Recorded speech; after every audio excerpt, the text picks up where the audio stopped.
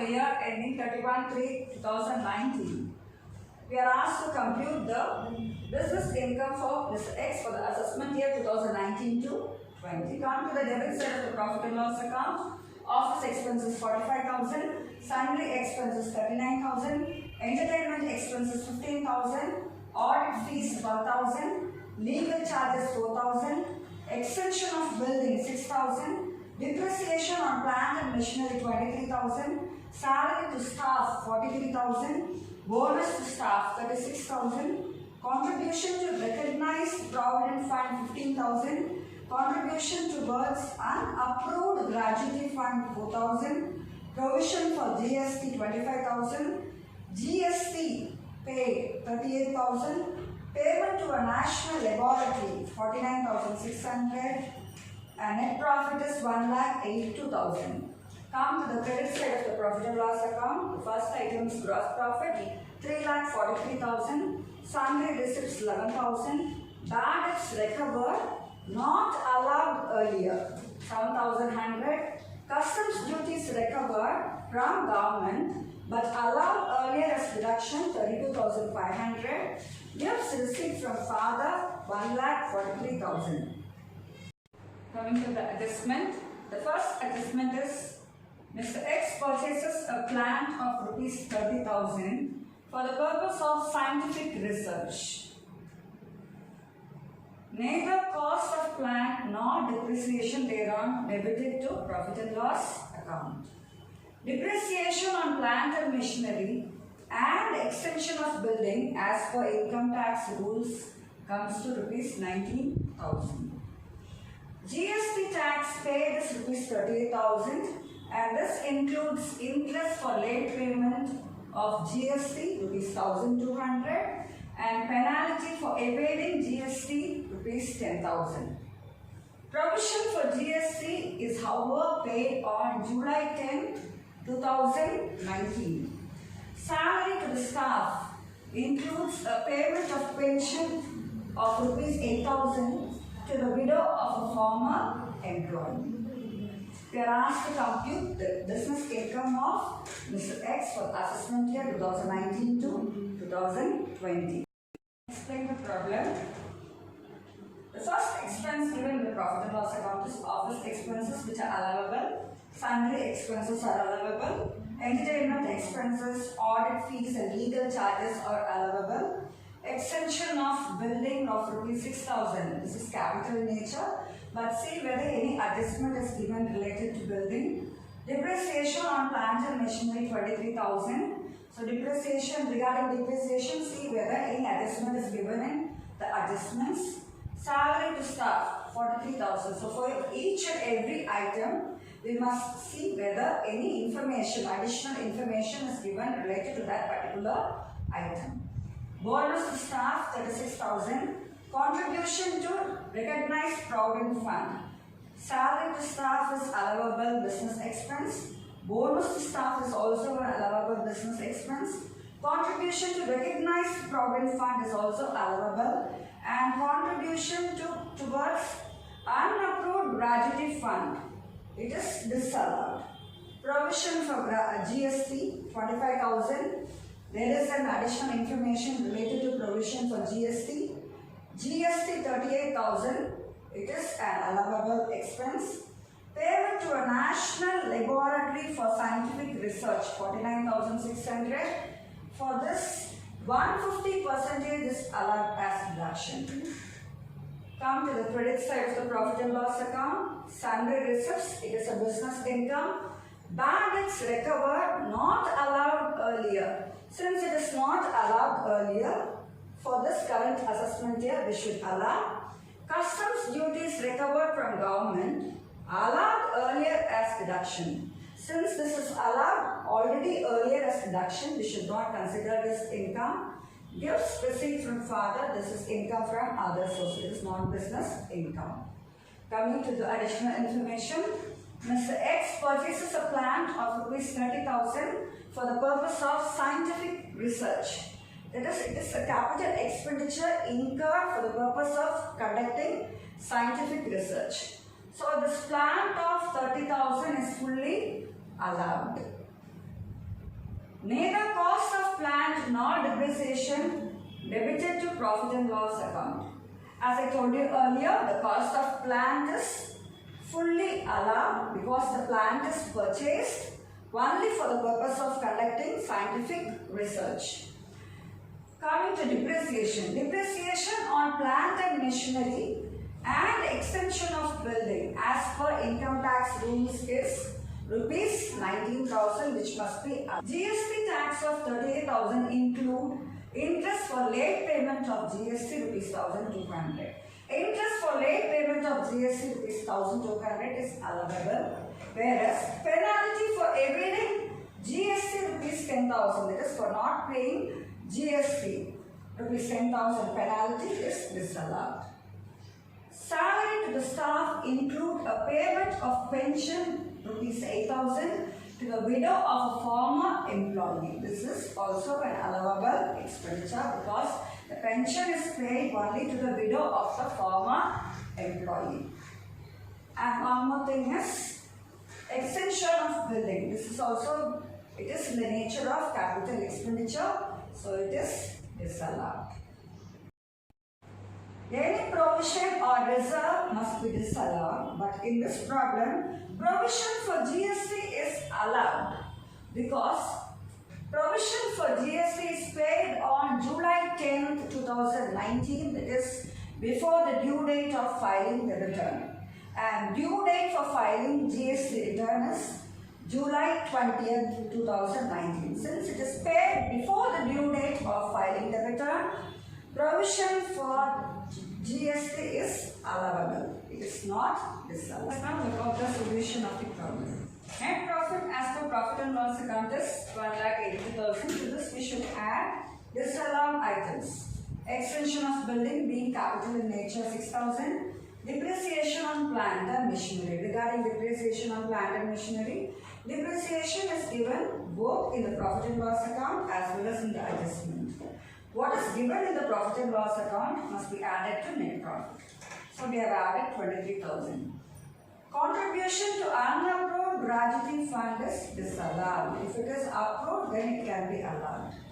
Payable to National Laboratory 49,600. First, payment to National Laboratory 49,600. First, it must be added to net profit. Then, 150% must be allowed as deduction.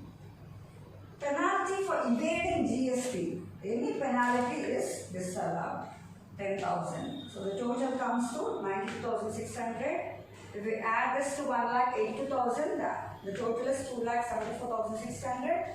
From this, we should deduct non-business income or tax-free incomes credited in profit and loss account and any allowable expenses not debited in profit and loss account plus any deductions to be allowed. So first is gifts received from father, 1,43,000, non-business income. Bad debts recovered, disallowed earlier. Since it is disallowed, we should consider this. Deduction in case of payment to National Laboratory is 150%. So 150% on 49,600 comes to 74,400. Plant purchased for scientific research. This is a capital expenditure, but plant is purchased mainly for conducting scientific research. So it must be allowed as deductions. Full amount is allowed as deduction. Depreciation as per income tax rules is 19,000. If we add all these things, we get 2,73,500. So deduct 2,73,500 from 2,74,600 to get income from business of 1,100. Mr. Sadish is a doctor, and this is the cash book, summary of cash book given by him. This is the receipt side of the cash book, and this is the payment side of the cash book. Opening balance 10,000, consultancy fees 60,000, visiting fees 45,000, gifts and presents received 8,000, sale of medicine 42,000, dividend from Unit Trust of India 6,000, life insurance maturity 1 lakh, interest from National Savings Certificate received 6,000. Come to the credit side, that is payment side of the cash book. Rent of clinic 18,000, Purchase of medicines 38,000. Staff salaries 24,000. Surgical equipments, which is capital in nature, 40,000. Motor car expenses 8,000. Purchase of motor car, capital expenditure 1,40,000. Household expenses, personal expenses 7,000. And the closing balance of cash book is 2,000. Coming to the additional information. Number 1. 50% of the motor car expenses incurred in connection with the profession. Car was purchased only in December 2018. Household expenses include rupees 6,800 for life insurance premium. Gifts and presents include rupees 3,000 from relations. Closing stock of medicines rupees 12,000. And on 1/4/2018, opening stock was 4,000. And we are asked to compute the professional gain for Mr. Sadish for the assessment year 2019 to 2020. Coming to the solution part of the problem, now we are going to compute income from business for the assessment year 2019 to 20. As I told you earlier, income from profession can also be calculated by deducting professional expenses from professional receipts. So first take all the professional receipts. Come to your cash book. Come to the receipt side of the cash book. So the professional receipts given in the cash book are consultancy fees, visiting fees, gifts and presents. If receipts from patients can be taken as professional receipt. Sale of medicine is also a professional receipt. Dividend from UTI, that is Unit Trust of India, is a non-professional income.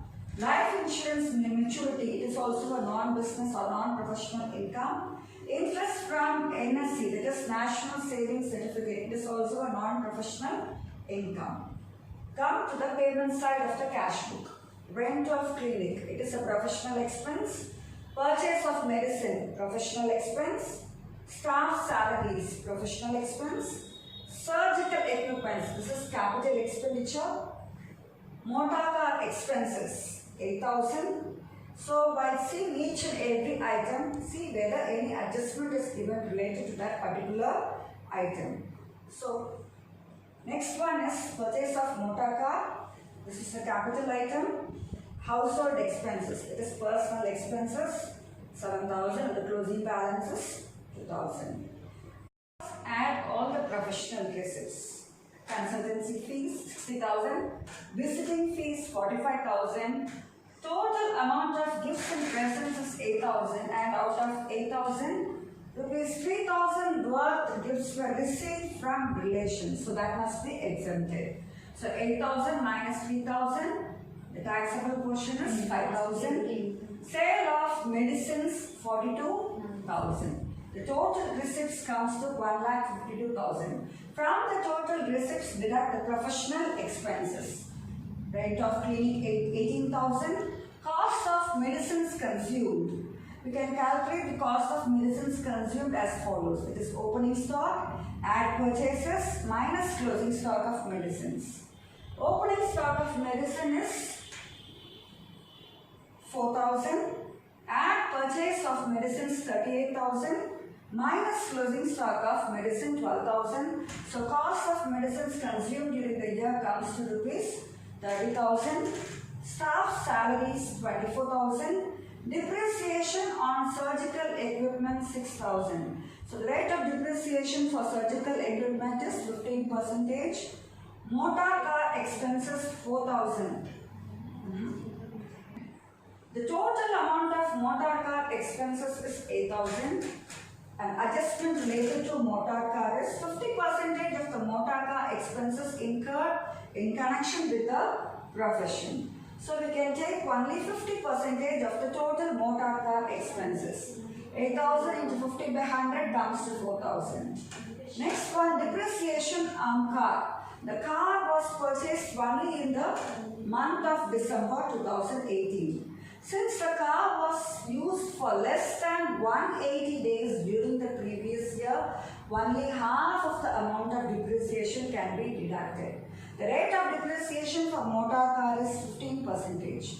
Cost of motor car purchase is 1,40,000. So 1,40,000 into rate of depreciation, that is 15 by 100 into half, which comes to 10,500. Regarding the usage of motor car, only 50% of the car is used for professional purpose.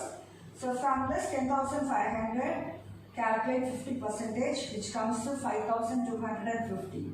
So the total professional expenses comes to 87,250. Deduct the total professional expenses from the total professional receipts to get income from profession, that is 64,750.